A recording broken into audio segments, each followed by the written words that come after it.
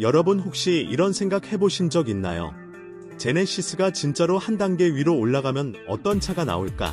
GV80 말고 그 아래도 아니고 그 위도 아닌 딱 요즘 시대에 맞는 프리미엄 SUV 말이에요. 오늘 소개할 이 차, 이름부터 좀 수상합니다. 제네시스 GV50.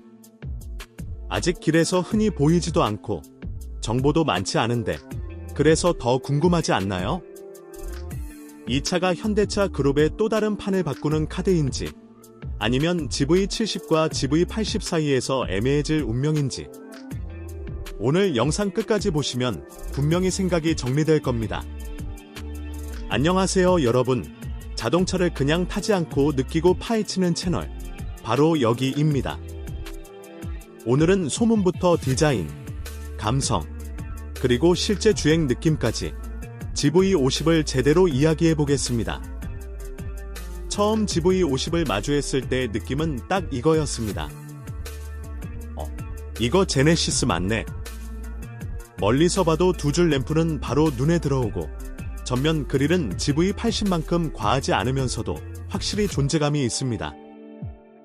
GV70보다 넓고 안정적인 비율인데 그렇다고 덩치로 누르는 느낌은 아니에요. 전체적으로 차체 비율이 굉장히 영리합니다. 측면에서 보면 캐릭터 라인이 과하게 튀지 않으면서도 빛을 받으면 은근히 살아 움직이는 느낌이 있고 루프라인은 쿠페형까지는 아니지만 뒤로 갈수록 살짝 눕혀져 있어서 스포티함을 챙겼습니다. 솔직히 말해서 현대 산타페나 기아 소렌토랑 나란히 세워두면 급이 다르다는 건 바로 느껴져요. 그 차들이 못생겼다는 게 아니라 GV50은 처음부터 프리미엄으로 설계된 티가 납니다. 실내로 들어가면 제네시스가 왜 실내에서 강한 브랜드인지 다시 한번 느끼게 됩니다. 문을 열고 앉는 순간부터 소리가 다르고 촉감이 다릅니다. 가죽 질감은 GV70보다 한 단계 위 느낌이고 대시보드와 도어 트림의 마감은 GV80의 분위기를 많이 닮았습니다. 화면은 넓지만 튀지 않고 버튼 배치는 여전히 제네시스 특유의 아날로그 감성을 살렸어요. 요즘 터치로만 다 때려 넣는 브랜드들 많죠. 그런데 GV50은 운전 중에 손이 어디로 가야 하는지 너무 자연스럽습니다. 시트에 앉았을 때 포지션도 굉장히 좋습니다. 시야가 너무 높지도 낮지도 않아서 도심에서도 부담 없고 고속도로에서도 안정감이 있습니다. 뒷좌석 공간도 의외로 여유가 있어요. GV70보다 레그룸이 조금 더 여유롭고 등받이 각도도 편안해서 가족 태우고 이동하기에도 충분합니다. 이제 달리는 이야기로 넘어가 볼게요. GV50은 숫자만 보면 와, 엄청나다. 이런 타입은 아닐 수 있습니다.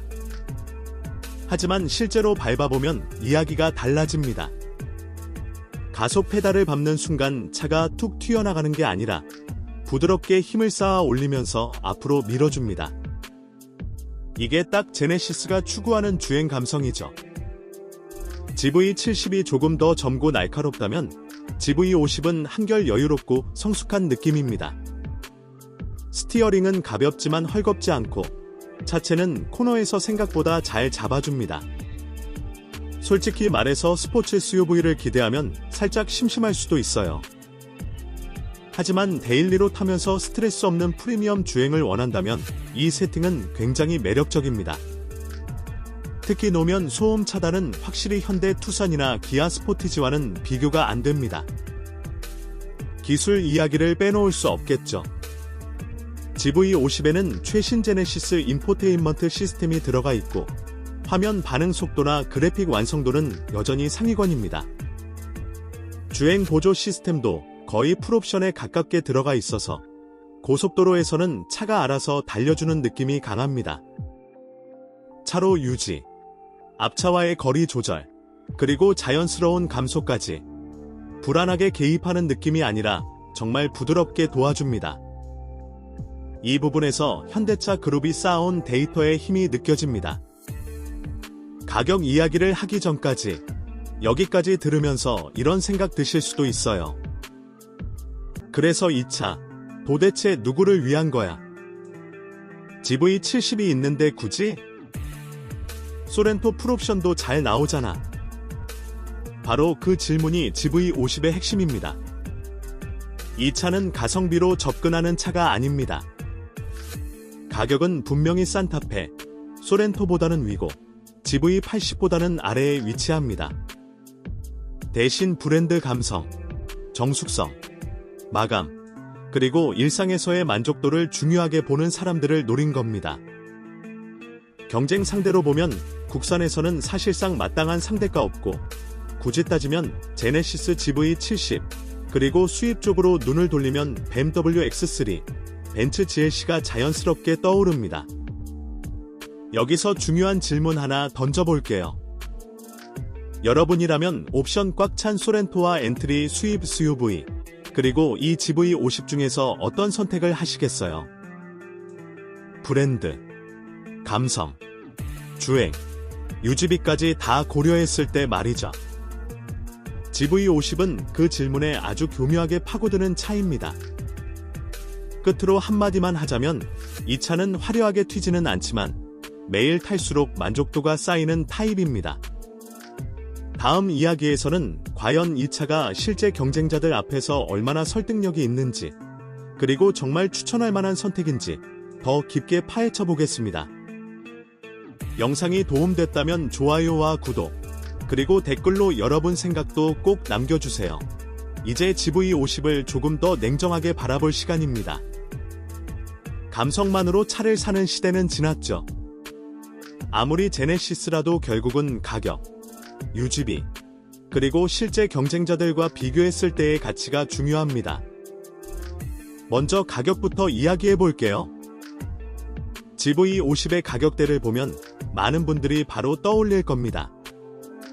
이 돈이면 소렌토 풀옵션인데, 아니면 산타페 하이브리드도 꽤 괜찮잖아. 맞습니다.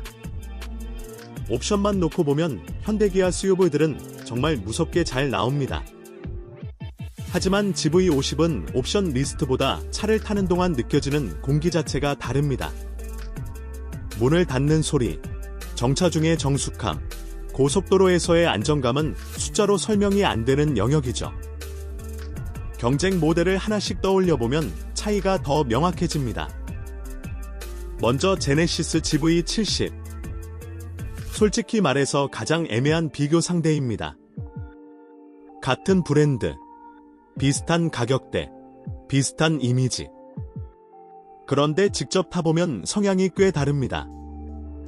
GV70은 운전자 중심이고 조금 더 스포티합니다. 반면 GV50은 동승자까지 함께 만족시키는 타입입니다. 패밀리카로 쓰기에는 GV50이 훨씬 편안하고 장거리 이동에서도 피로도가 덜합니다. 그래서 혼자 타는 시간이 많다면 GV70, 가족과 함께라면 GV50이 더 어울립니다. 기아 소렌토나 현대 산타페와 비교하면 이야기는 더 분명해집니다. 이 차들은 정말 잘 만든 대중적인 SUV입니다. 공간 활용도 좋고, 옵션도 풍부하고, 유지비도 합리적이죠. 하지만 GV50은 처음부터 다른 목표를 가지고 태어난 차입니다. 단순히 많이 팔리는 차가 아니라 브랜드 이미지를 한 단계 끌어올리는 역할을 합니다. 실내 소재 하나, 버튼 촉감 하나에서까지 차이가 납니다. 이건 타본 사람만 아는 영역이에요. 그래서 시승해보지 않고는 GV50의 가치를 완전히 이해하기 어렵습니다. 수입 브랜드로 눈을 돌려볼까요? BMW X3, 벤츠 GLC. 이름값만 보면 여전히 매력적입니다. 하지만 옵션을 비슷하게 맞추면 가격은 훌쩍 올라가고 유지비와 서비스까지 생각하면 부담이 커집니다. GV50은 국산 브랜드의 장점인 접근성과 안정적인 에즈를 유지하면서도 수입차 못지않은 고급감을 제공합니다. 특히 실내 정숙성과 승차감에서는 오히려 수입 경쟁자들보다 더 낫다고 느끼는 분들도 많을 겁니다. 주행을 조금 더 깊게 이야기해보면 GV50은 운전자를 긴장시키지 않는 차입니다. 엑셀을 밟아도 차가 과하게 튀어나가지 않고 브레이크도 처음부터 끝까지 예측 가능한 반응을 보여줍니다. 이게 별거 아닌 것 같아도 매일 운전하다 보면 굉장히 중요합니다. 차가 나를 훈련시키는 게 아니라 내가 차를 편하게 다룰 수 있는 느낌. 특히 도심 정체 구간이나 장거리 고속도로 주행에서 이 장점이 크게 느껴집니다. 연비와 유지비도 현실적인 포인트죠. 대형 SUV만큼 부담스럽지 않고 중형 SUV보다 조금 더 들어가는 정도입니다. 보험료나 소모품 비용도 제네시스 치고는 비교적 합리적인 편입니다. 그래서 처음 제네시스를 타보는 분들에게도 진입장벽이 아주 높지는 않습니다. 이 차를 통해 브랜드에 입문한 뒤 나중에 GV80이나 G90으로 넘어가는 그림도 충분히 그려집니다. 그럼 이 차의 단점은 없을까요? 물론 있습니다. 자극적인 성능을 기대하는 분들에게는 조금 심심할 수 있습니다. 디자인도 첫눈에 와 미쳤다. 이런 타입은 아닙니다. 대신 오래 봐도 질리지 않는 디자인을 선택했죠. 그리고 가격 역시 대중적인 SUV와 비교하면 분명히 부담스럽습니다. 그래서 이 차는 모두를 만족시키는 차는 아닙니다. 하지만 분명히 이 차를 정확히 원하는 사람들은 존재합니다. 결국 GV50은 이런 분들에게 어울립니다. 차를 이동수단이 아니라 일상의 공간으로 생각하는 사람, 출퇴근길에서도 조용하고 편안한 시간을 보내고 싶은 사람, 그리고 브랜드 이미지와 완성도를 중요하게 보는 사람.